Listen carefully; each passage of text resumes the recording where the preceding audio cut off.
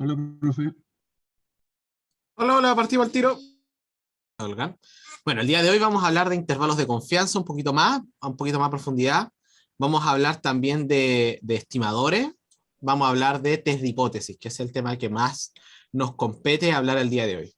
Bien, antes de partir, ¿alguien tiene alguna duda, pregunta, consulta, comentario o algo que hacer?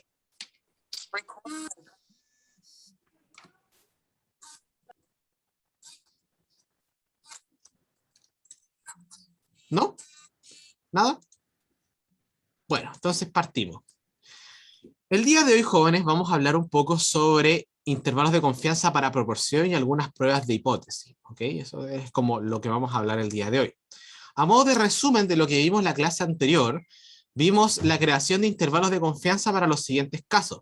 Para la media poblacional con varianza poblacional conocida, para la media poblacional con varianza poblacional desconocida, para la varianza con media poblacional desconocida.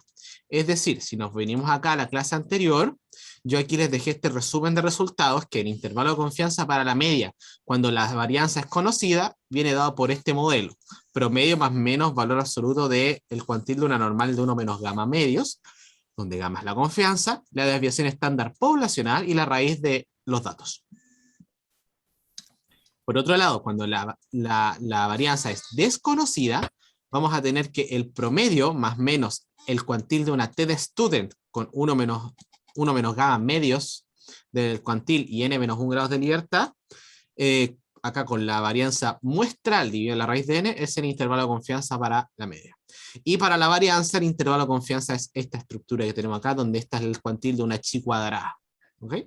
Y cada uno de estos nos dice que la media poblacional va a estar en este intervalo con una probabilidad de gamma, donde gamma uno la fija. En general 90, 95, 99, dependiendo del contexto del trabajo que se vaya a hacer. ¿Ya? ¿Me escuchan bien, verdad? Que veo como que se mueve poquito el micrófono. A ver. ¿Sí? ¿No? Ya. Bueno, primero vamos a notar algunas cositas.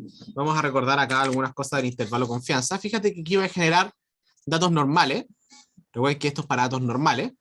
Tomo su largo, que es 30, y recordemos que el intervalo de confianza con una, para el caso varianza conocida, por ejemplo, este que está acá, vamos a tomar una normal Z, y aquí va a estar el nivel de confianza que le voy a colocar 0,95. Y voy a estar estimando como la varianza como 1. ¿Ok? Entonces, fíjate que aquí, o sea, yo estoy diciendo que la poblacional vale 1 y me da este resultado, este intervalo de confianza, este límite inferior y este límite superior. Pero si utilizo una T de student y utilizo la desviación estándar muestral, me queda este intervalo de confianza que es parecido, pero no es igual. El que está acá tiene mayor amplitud, porque la T de student es menos precisa, porque estoy utilizando menos información. En el otro estoy asumiendo que tengo una varianza poblacional conocida. En el otro la estoy estimando. ¿Ya? Entonces, tenemos acá el ejemplo de usar el t-test para estos datos y obtenemos exactamente el mismo intervalo de confianza que con la fórmula. ¿Okay? Bien, aquí vamos a borrar esto, que esto es innecesario. Bajarlo ahí. Y vamos ahora a hablar un poco de intervalo de confianza para la proporción. Hoy en día está muy en boga lo que es el debate, lo que es la primera vuelta, ¿ok? Y los intervalos de confianza para la proporción se utilizan bastante en política, sobre todo cuando se habla de dos elecciones posibles, una elección X1 o una elección X2. Muy probablemente, dadas las encuestas que se han hecho, es probable que para la segunda vuelta vaya Boric con Cast. Eso, un poco de cultura de ir leyendo los debates, estar viendo las estadísticas, las muestras, pero todas esas estadísticas, ¿cómo se extrapolan a la población completa? Porque tú no puedes ir casa por casa diciendo, oye, ¿tú por quién vas a votar? Porque es imposible saber por quién va a votar toda la población. Entonces, ¿qué es lo que se hace? Se escoge una muestra representativa, y ahí uno tiene que ver qué tan representativa es la muestra, y entra en todo un debate que van a ver tal vez en un curso de estadística más adelante, un poco más humanista, de esa parte, así como cómo estimar correctamente, entre otros. Entonces, hay mucha información, hay mucho de eso. Entonces, lo que yo quiero dejar claro aquí es que esos intervalos esas proporciones son estimadas. ¿Y cómo se estima? Como cantidad de personas que prefieren X1 dividido en la cantidad de personas total de la muestra. Eso se le llama un estimador de una proporción. Casos favorables sobre casos totales. ¿Okay? Ese es el estimador de la probabilidad de agarrar uno también, ¿ya? Entonces, aquí la gracia es que da un resultado asintótico. Habíamos visto que la distribución Bernoulli y la suma de Bernoulli, que son binomial, cuando el n es grande, o la muestra es grande, tenemos que la muestra tiende a ser un resultado normal. Tiende a ser un resultado de una normal. Entonces, con ese resultado asintótico, para n es grande, para poblaciones grandes, vamos a tener que el intervalo de confianza para la verdadera proporción va a ser el estimador más menos el cuantil de una normal estándar sobre raíz de, esto no es más que la varianza de una Bernoulli, no es más que la varianza de la Bernoulli, dividido en n. Entonces, aquí tenemos un intervalo de confianza asintótico para la proporción. Fíjate que, por ejemplo, si tomamos acá una muestra Bernoulli, 0 y 1, podemos contar los casos favorables con el subset, podemos contar cuántos de estos me dan 1, y después calcular el n, tenemos los casos favorables, y estimamos el p. El p es casos favorables sobre n, es decir, 95 sobre 300, y nos va a dar este numerito que tenemos aquí, que es es la probabilidad, básicamente, muestral, de escoger un 1. ¿Ya? Entonces el intervalo de confianza, por la fórmula que tenemos acá, va a ser el P menos el valor absoluto de la normal, y P más el valor absoluto de la normal con los estimadores del PLN, y lo tenemos acá. En otras palabras, con un 95% de confianza, yo puedo decir que la probabilidad de que elija al candidato X1 va a estar entre un 0,26 y un 0,36. Extrapolé la información de la muestra obteniendo un intervalo de confianza. Esto también se puede hacer con el comando binom test, donde tú le pasas los casos favorables, el n y el p, y te estima el intervalo de confianza. ¿Ok? Ahí está el intervalo de confianza. ¿Ya? Fíjate que es parecido, más no es igual, porque este lo saca de una manera un poco más exacta, ¿no? Utiliza el resultado asintótico. Si nosotros agregamos más muestras, estos dos van a tender a ser más iguales, ¿viste? Y tienden a ser más iguales, porque es un resultado asintótico. A medida que yo aumento la muestra, esto converge directamente en la normal. Entonces, este método no utiliza la convergencia en la normal, se utiliza otro método que no lo voy a comentar ahora, pero un poco menos preciso. O sea, un poco más preciso para muestras bajas, para pocos datos. Entonces, con eso en mente, ya tenemos todo listo para seguir adelante y podemos encontrar intervalos de confianza para alguna proporción. ¿Okay? Hasta acá.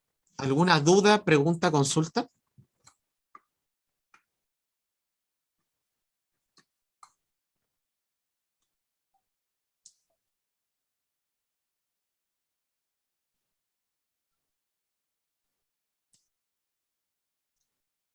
¿No? Bueno, sí, aquí veo el chat. No, ninguna. Ok. Si bajamos ahora, vamos a comentar un poco lo que es lo que viene ahora, que es interesante, que son las pruebas de hipótesis. ¿Ok? Entonces, ¿qué vamos a comentar el día de hoy? Deme un segundito.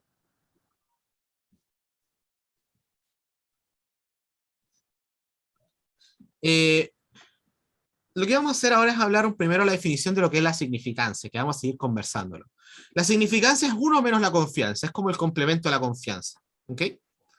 Y teniendo esa definición en mente, porque esa es la definición que se utiliza para trabajar en test de hipótesis, para que los resultados calcen mejor que hablar de la confianza solamente, vamos a notar lo siguiente. Para hacer un test de hipótesis en este curso, vamos a suponer variables aleatorias normales. ¿Ok?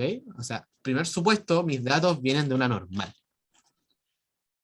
Entonces, como vienen de una normal, van a tener parámetros de media mu y varianza sigma cuadrado. Entonces, tengo datos normales que vienen desde una muestra aleatoria de media mu, varianza sigma cuadrado. Entonces, en primer lugar, lo que vamos a suponer es que sigma cuadrado en realidad es conocido, ¿ya? Primer supuesto. Si sigma cuadrado es conocido, lo que vamos a tratar de hacer es contrastar dos resultados para tomar una decisión. Estas hipótesis son para tomar decisiones.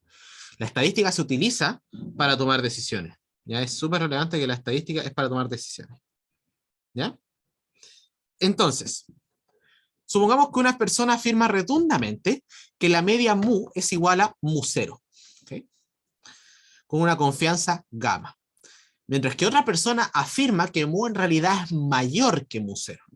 Entonces, para tomar una decisión con respecto a esta temática, uno plantea un test de hipótesis. Primero plantea un H0, que es la hipótesis nula, que es decir, mu es igual a mu0, versus una hipótesis alternativa que sea que mu es mayor a mu0, por ejemplo.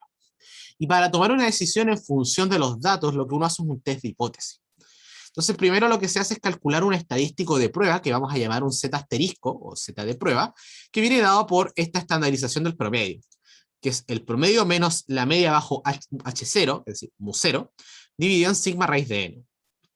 Y el criterio es que si Z estrella es mayor que el cuantil de una Z, de una normal, de 1 menos alfa, entonces voy a rechazar H0. En caso contrario, no voy a rechazar H0. Aquí nunca apruebo. O sea, yo rechazo o no rechazo. Nunca apruebo ni H0 ni H1. ¿Ya? Por otro lado, vamos a definir el valor P, o p-value, como la probabilidad de obtener un resultado extremo, dado que el H0 es verdadero. Y la idea de esta interpretación de este valor P es que el valor P es la significancia mínima que me tengo que tomar para rechazar H0. ¿Ya? En idioma español, se suele decir que si mi p-valor es muy grande, no voy a rechazar H0.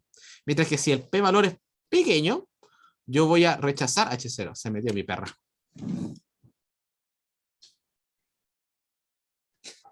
Dejan ahí a mi perra. La vi ahí en la cámara.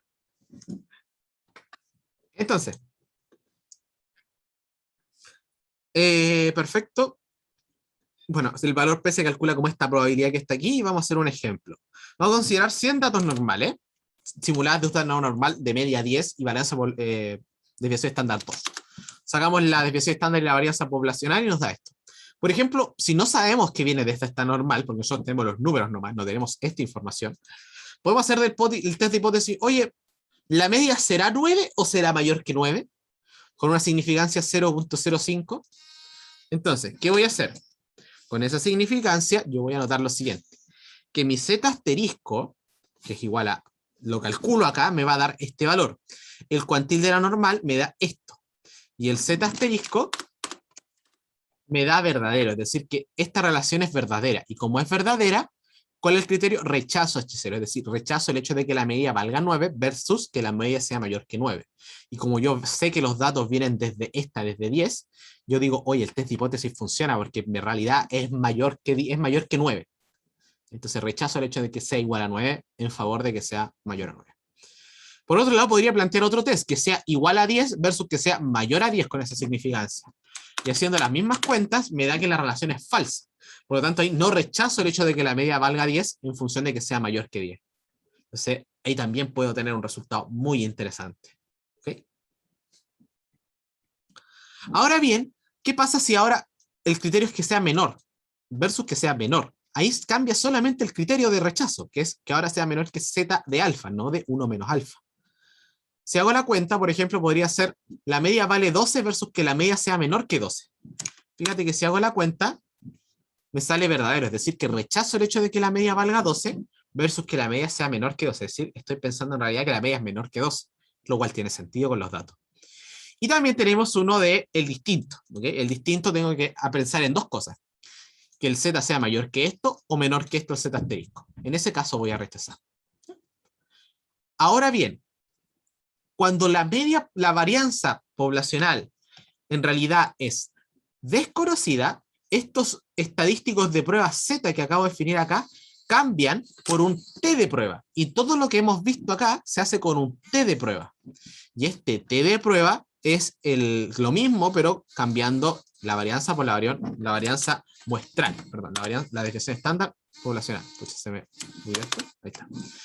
Pero la gracia de cuando no tengo la varianza conocida, yo puedo utilizar simplemente un t-test y colocarle acá un parámetro un parámetro de alternativa.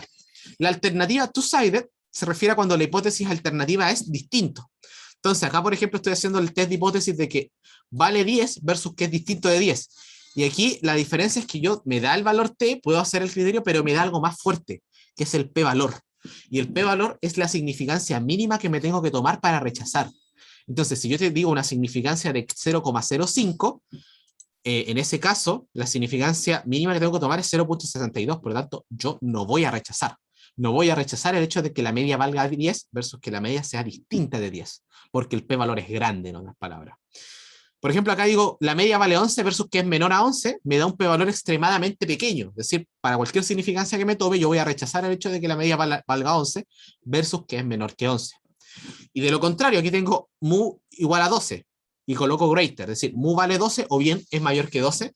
Y aquí la hipótesis alternativa me dice P valor 1, muy grande. Por lo tanto, yo digo, ¿sabes qué? No. No voy a rechazar el hecho de que la media valga 12 versus que es mayor que 12. La media nosotros no sabemos que es 12, pero estamos claros que no es mayor que 12. O sea, preferimos cometer el error de que sea 12 versus cometer el error de que sea mayor que 12. ¿Ok? Aquí, por ejemplo, te hago un análisis con los datos de Pokémon que habíamos mirado. Si vemos la variable attack, podemos ver acá el curtosis, la varianza y el sweetness, y los datos parecerían ser bien normales. Simetría 3, 0,5. Podría ser 0, pero está bien. Podemos pensar que es normal. Y podríamos pensar, oye, ¿la media será igual a la mediana? ¿La media poblacional será 75? ¿Será igual o distinto? Y si hacemos el test de hipótesis, nos da el valor igual pequeño, pero con una confianza de 0,05, yo rechazo, perdón, si con este valor yo rechazo el hecho de que, voy a rechazar el hecho de que la media sea 75 versus que la media sea distinta a 65, porque aquí el p-valor es pequeño. Como el p-valor es pequeño, yo rechazo hacia 0, ¿ya? Pero, por ejemplo, coloquemos una media 79, ¿ok? Fíjate que ahí, con una media 79, yo no rechazo el hecho de que la media valga 79. Podríamos colocar un 77 para cachar. Ahí, por ejemplo, ahí este número es divertido, porque con 0,0, una significancia 0,05, yo no rechazo, pero con 0,1 yo rechazo, ¿ya? Y de la misma manera podemos hacer intervalos de confianza. Incluso para la varianza, por ejemplo, aquí podemos reemplazar en las fórmulas que vimos antes. ¿Okay? Entonces, para test de hipótesis, a modo de resumen, tenemos que ver varias cositas. Tenemos que entender el concepto del p-valor pequeño, rechazo, p-valor grande, no rechazo. Si tengo que ver si tengo varianza poblacional, si no la tengo, si es que la tengo que utilizar las fórmulas para hacer los criterios, si no, me basta un t-test y también igual puedo reemplazar en las fórmulas, me va a dar el mismo resultado en los contrastes. Para el intervalo de confianza para la proporción, tengo que utilizar la fórmula para proporción, que es la que está acá, o bien utilizar el binom test. En ambos casos va a estar correcto, aunque difieran algunas unidades, la prueba va a estar programada para que las dos respuestas sean correctas. Y eso más que nada. La tarea yo la voy a dejar, la voy a tratar de subir el fin de semana, voy a proponerla, la voy a hasta como el 12, no va a ser mucho tiempo, pero la idea es que la saquen rápido nomás, no, no va a estar tan larga, va a tener que trabajar nomás, no va a estar muy larga. Y eso. ¿Queda alguna duda, pregunta, consulta, algo que quieran comentar, algo que quieran preguntar, algo que no entendieron? Yo le quiero preguntar